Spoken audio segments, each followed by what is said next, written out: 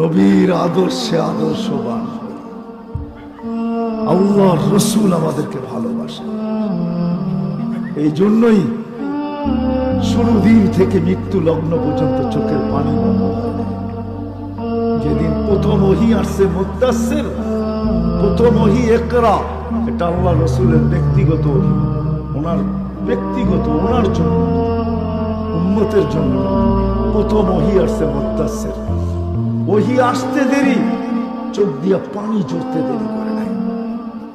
কম্বলের বাহিরে কাঁদতেছিল, আম্মা জান বলতেছিলেন, আপনাকে তো কম্বলে রেখা গেলাম, বাহিরে কেন? আপনাকে তো ঘুমে রেখা গেলাম, বাচ্চার মতো কাঁদেন কেন?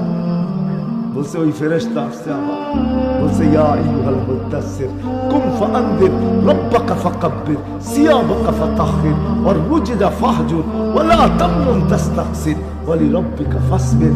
খাদিজা, মক্কা পুরাটাই তো 360 এর পূজারি, আমি কার সামনে বলবো রাব্বাকা ফাকাব্বির?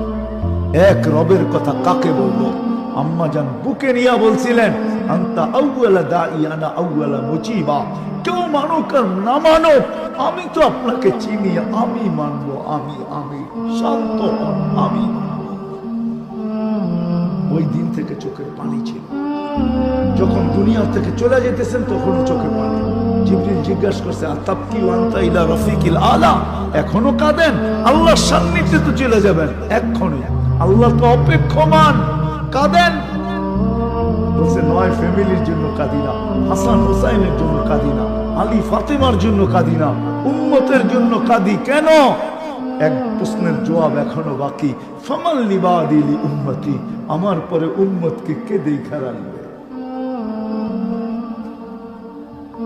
আজও কবরে কাঁদেন,